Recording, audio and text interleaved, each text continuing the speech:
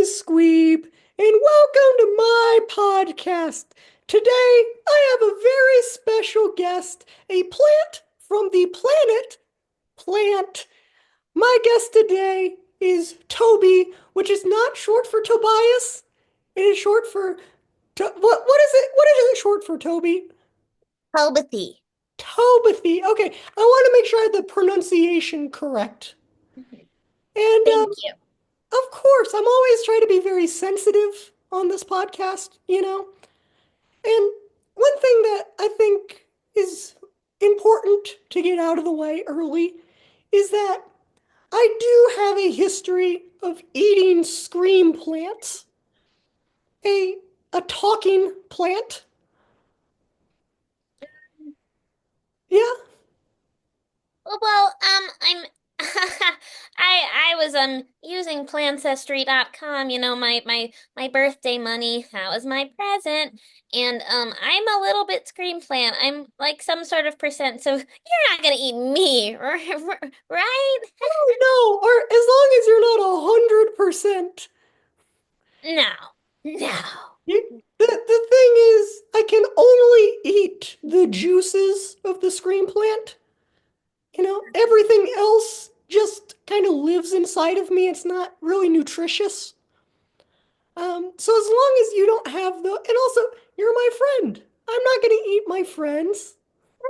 And I'm not very nutritious. No, no. Yeah, you have too many insects living inside of you for me to want to eat you anyways. It's true. It's true. They're my friends. Yeah, and we're friends. Yeah. Yay. So it all works out in the end. And I just wanted to make sure that we were on the same wavelength of that so that you don't think that I'm going to eat you and that the viewers know that there's no like predatory tension here. Okay, that's very good because I've gotten myself into bad situations before. I've been on other podcasts and some of them they want to eat the plants. What are some of the worst, podcasts or people to be around as a plant? Oh, absolutely. Um, well, you really don't want to be around trees. You'd be surprised, but they take up a lot of space. And so when they talk to a plant, they get very angry. They get very angry because they want all of my space in the dirt. They want all of it. But they're those darn oak especially, they're the grandpas of trees. Oh, they so I've interviewed a few of them, I'm kind of known. Um, Oh. but they get really mad. And then every human like creature I've interviewed, or they've interviewed me, I guess to be technical, they always want to eat me. I don't know, it's scary. It's scary here. So thank you. I appreciate this. Yeah, of course. I think that there is a big issue in the tree versus plant kind of war that has been going on for a while. Obviously, there's a lot of systematic plantism that's very like deep rooted in the culture. And I do have some friends that, I mean, I'm friends with everybody, but I have some friends that I think you'd they hate plants. They only eat meat. Um, so if you want a really good podcast to go on, I'd suggest the Joe Rogan podcast.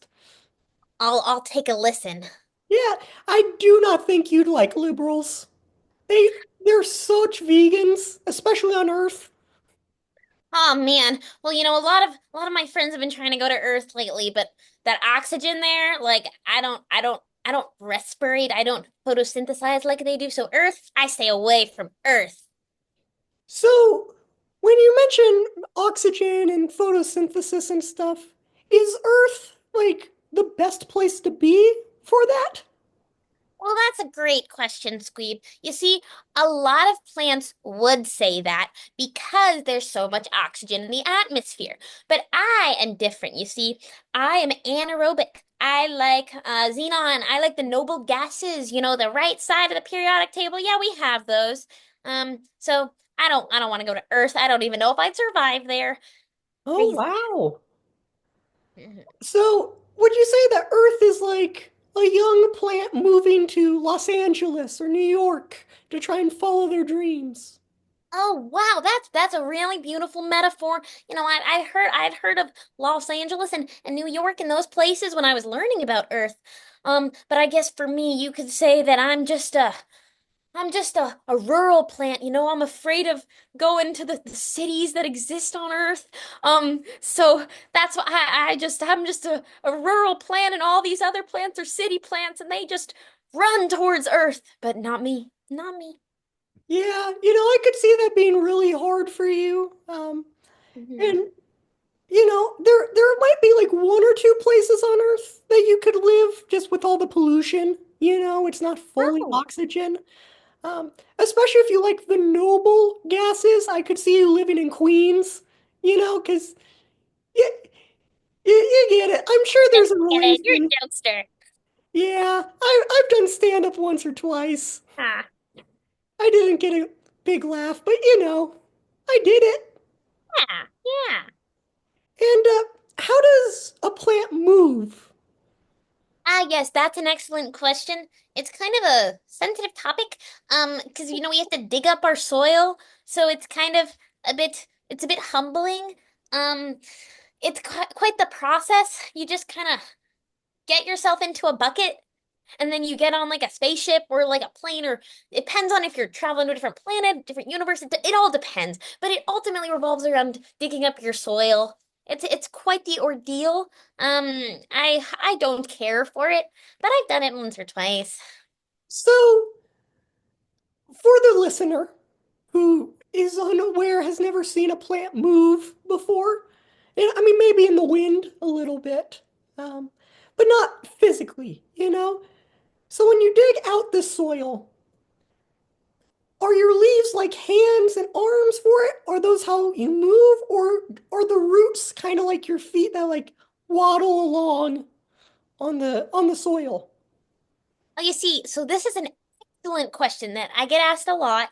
Um, it's like we have a symbiotic relationship with the insects. They assist because they want to go places too. A lot of people think that insects, they're one place willies, but that's not true. They're multi-place Marys.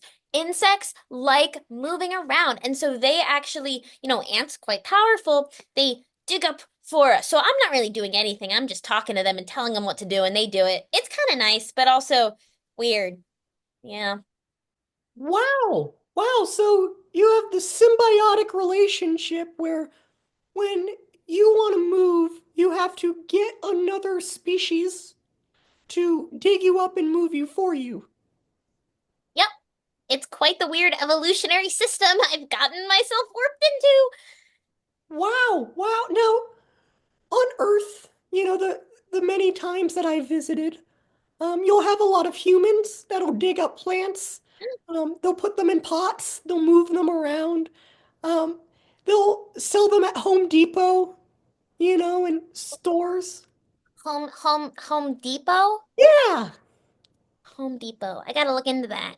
Yeah, so it's the store. You would love it. You would love it. It's the store where all these plants are around, where humans will walk up, pick them up, and then take them to their house and replant them in their yard.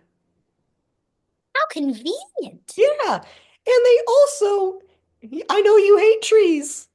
They sell the corpses of trees. They, Oh, so you see, that sounds quite like a good store. Maybe Earth is not so bad. you, have you ever seen a wooden plank?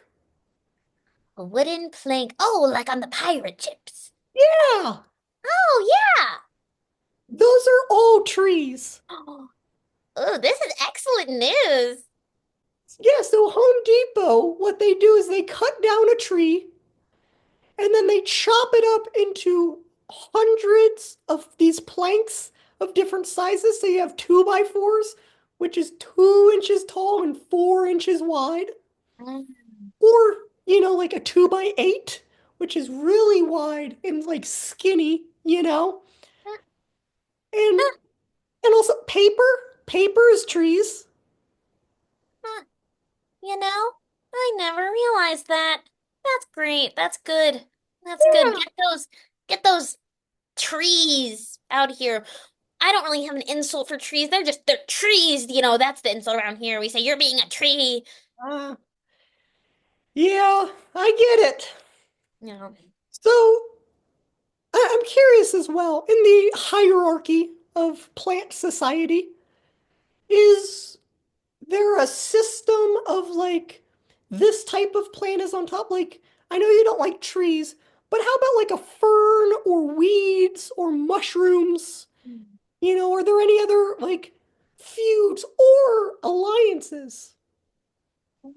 Oh, yes. Well, it's very complicated. It depends on where you go. Um, I personally, my best friend's a daffodil. Name's Daffodilia. Haha, parents were so creative with that. I get it. Haha, daffodils and the daffodilio. Now I'm getting into that. But I think it depends on where you are on plant. Um, and then on Earth, I've heard that plants often are too afraid to talk because the people will find it weird. So I think on Earth they kind of just forget about that altogether. But on plant, it's really just plants mad at trees and trees mad at plants. But we're next to each other, and so we just kind of stare at each other all day. But then now that I know that trees get turned into planks, that's where they go. I always thought they were going somewhere to like brag or something, but no, they're going to be planks. That's really good. Yeah, they get brutally chopped down and then Ah, sliced into a billion little pieces oh, and nice. delimbed. Wow. I don't even have limbs. I'm a plant. Yeah. It's almost like if someone was to pluck off your leaves. Oh, wow. That would hurt. Yeah. Why do you think screen plants are called screen plants? Huh, I guess that's true, Squeeb. I guess that's true. And I would never eat you, obviously. Okay. I just want to reiterate that, you know, especially after all that we've gone through, Oh, I mean, yes. I'm asking curiosity questions now, especially while we have this medium to talk about it to the world. But I remember when we first met, I thought you were a screen plant at first and almost did eat you, but I didn't. That was a really revolutionary and transformative day for me, for Toby. I thought that all little blue guys would just come and go, ah, no, no. But you didn't, and that really opened my heart. I still hate trees, so it my heart is not fully open, but it opened my heart to possibility. So I thank you for that. Yeah, of course. I always love introducing possibility into the world. Um, and speaking of possibility, if you ever do want to move, I will happily dig you up and can take you to wherever you want to go, or even to another planet, not Earth, not Earth. Um, but I heard that there are a bunch of other planets out there that have a lot of noble gases and that really work well with your species. Well, that is a very, very generous offer, Squeeb. Oh my goodness. Yeah, what exactly do you look for in a planet? Oh, yes. Well, I mean, it's not only that I photosynthesize using the noble gases, rather I can really taste and smell them. It's gotta have a good fragrance. It's gotta have a good like aura surrounding it. It's gotta feel. It's a very well, earthly. No, that's the wrong terminology. It's a very universal connection to the land. I come across a planet, and sometimes the planet says. Yes, come to me. They talk to plants. They don't talk to humans, but they talk to plants. It's a whole thing. And sometimes the planet doesn't. And if it doesn't, I say, well, you're dumb, and I go back home. Well, I never realized that planets talked. Just the plants. And maybe, I don't know, maybe some other exceptions that I'm not aware of. So Mhm. I can't, you open my mind to possibilities. I can't close that, but they do talk to me. It's true. So the planet plant, Oh, does, yeah. Does it talk to you a lot? Do you have a good relationship with it? Yes. Well, I mean, it's one entity, so whenever a new plant comes to plant, or even a new species, like anyone come to plant, the plant itself has to talk to the incoming individual. So it can't always be talking to me. But I do often say good morning to plant, and I understand if it can't say good morning back because it's busy. But we are good friends. Yes, and I'm very thankful to be taking up some soil on plant. Yeah, no, I think a lot of people that are watching this are from Earth and have Oh. this question, and a lot of Earthlings call Earth Mother Earth.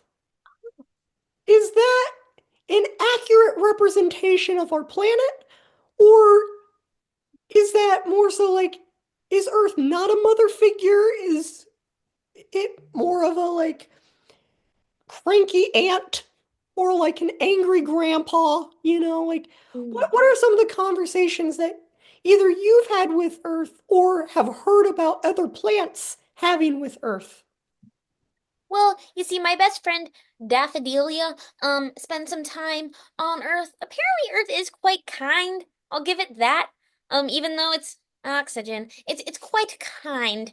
Daffodilia and Earth, they well, they had a little fling, but that's besides the point.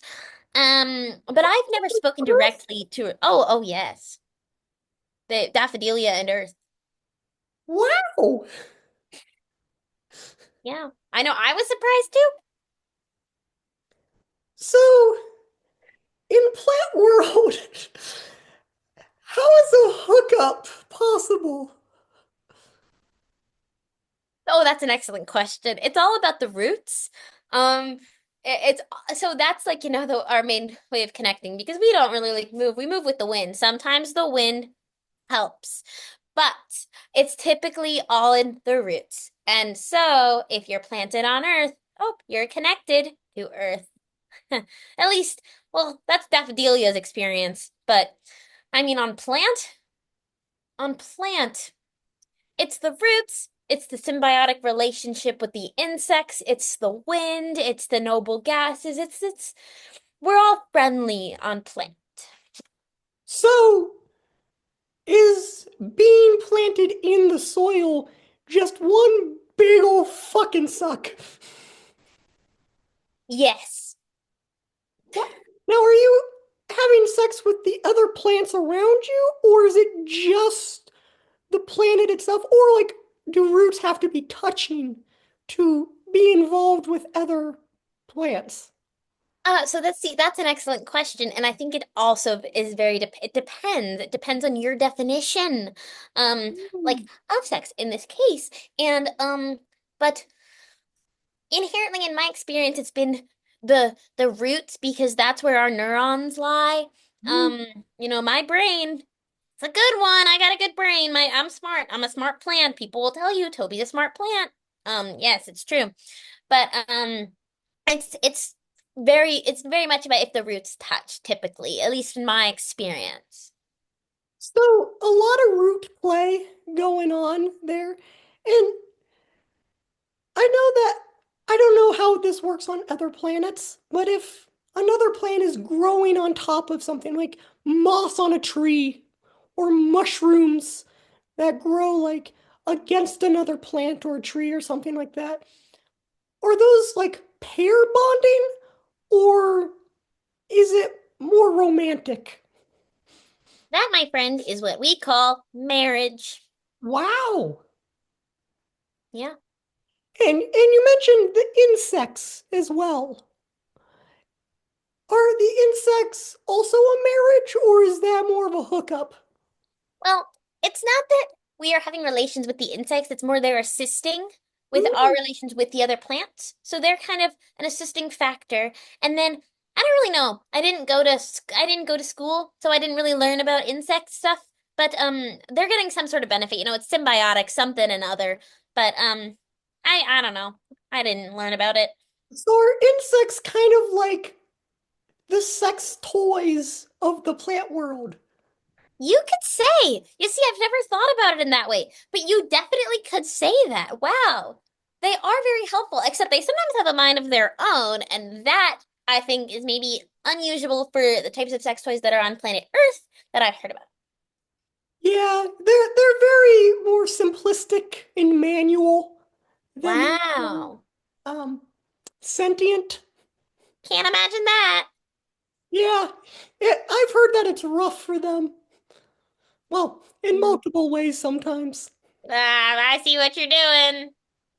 Yeah, I'm making a funny.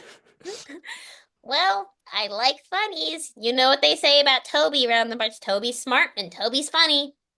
Do they say that? They do. Well, I mean, I at least hope so. But I've heard it once or twice, by Daffodilia. But I imagine the other plants say that I'm smart and funny, 'cause I am. And like, yeah. So if you didn't go to school, where does that intelligence come from? Oh, well, you see, my big noggin. I have quite a huge brain, and a lot of plants, some of them they don't even have enough space in their leaf center for a brain, but mine's pretty cool. And it's just like if I'm aware that I'm smart, then that makes me smart. If I say I'm smart, then I'm smart, you know? At least that's how I see it. And so if I see it that way, it must be true. That's a very evolved way of thinking. Oh, thanks. And where is the brain located? Like, where is the leaf center? Is that the stem? Is it physically in the leaves? Um, or somewhere else? Yes. So it is located kind of right at the center of the stem, right next to the heart, which is why they say that us plants often lead with both our heart and our head. It is quite beautiful being a plant. Um, yes, so it is right in the center of the stem. That way it stays nice and sturdy. That makes a lot of sense, especially like with insects eating leaves or like somebody stepping on you. It would make a lot more sense for it to be located in that stem. Oh, absolutely. Absolutely. This is another evolutionary wonder that I can't begin to understand, but I think it's pretty cool.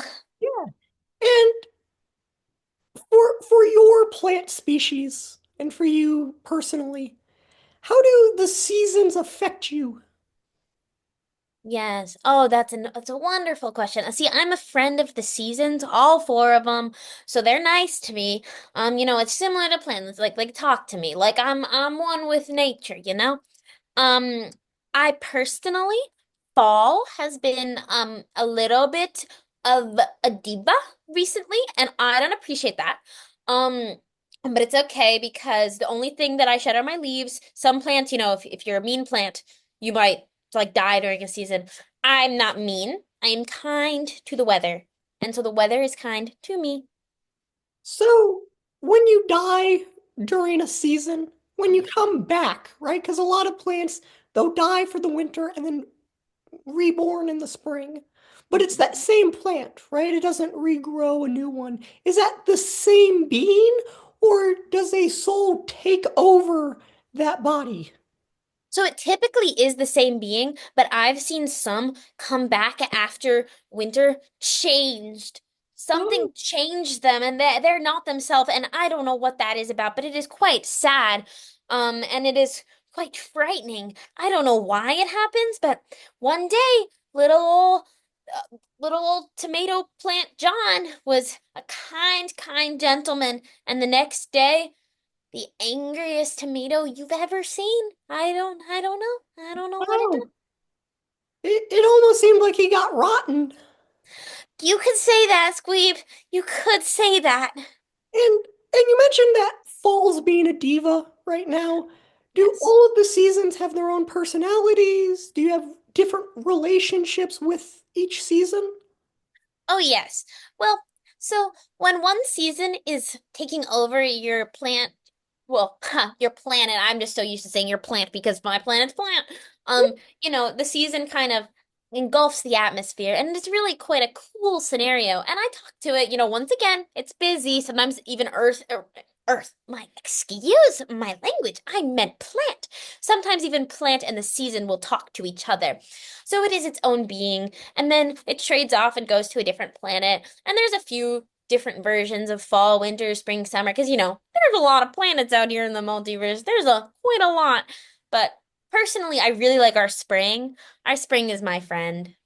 What is your spring like for you? Yeah, well, I grow a lot during spring. It's nice. There's some new elements in the air during spring. Spring always brings me a gift. Spring just will drop like neon or um Ooh. like argon onto me, and it's like, ooh, new chances to photosynthesize with different elements. So it's quite nice. It's quite nice. Yeah, and fall's being a diva, obviously, but how is summer and winter? Well, summer and winter, we're fine. Summer and winter are kind of part of an older generation. Mm. I don't know. I think that this might be their last go around of the seasons before they replace it. You didn't hear that from me. So we're just part of a different generation and we don't really connect. Wow, wow. Now, how could a season be replaced? Would it be a longer spring and a longer fall? Or like, are there going to be two new, like, hellfire or like bubble season, you know? Ooh, I like the term bubble season. Because that's kind of in a way what it's like. We do have just a longer extended spring and fall for a while, and then while new seasons are being born, once they come of age, they will come to our planet or whatever other planet they are helping with. So, different seasons go to different planets Well, often. yes, but at different times. So we have all four. Some have seven. Some have like one. Like Earth, I've heard has four, which makes us similar to Earth, but I don't know why it would be similar to Earth. But yeah, it all depends. Yeah, our seasons, we kind of start like January is winter, Uh, then it goes into spring, then into summer, then into fall, and then back into winter. Is that a similar rotation for you all, or is it different?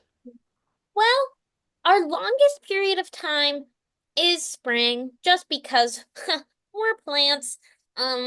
But then, we have spring, then we have winter, then we have fall, then we have summer. So it's a bit of a doozy. Um, it's quite crazy here. A lot of plants will go to a different planet and come back and not be used to our regime because apparently it's better in some places. But I don't know. I'm used to it. I grew up this way, so. Yeah, I think we all love where we grow up and where we're used to and comfortable with. Especially when you're literally growing because you're a plant. Ah, ha, ha. So when you grow, is that like therapy? Oh, well, that's a really beautiful way to put it. I think so. I mean, because when my stem grows, my brain it stretches, and so does the heart. So I think that that's how I become more knowledgeable and kind over the years. And so in a way, it is therapy, but it's also I'm growing like physically and I'm also growing emotionally. It's quite a beautiful process. Wow, that is absolutely a beautiful process. And I've learned so much from talking to you. I feel like we've been loose friends for a few years, but I feel like I really understand who you are now and where you're coming from, not just in the world of plant, but how your life is and what your day to day is like. And I thank you for letting me into your, world, so to speak, and letting the viewer and listener in on what it's like to be Toby. Well, thank you for letting me share my story. Yeah, of course. You can use discount code Toby for 50% off screen plant juices.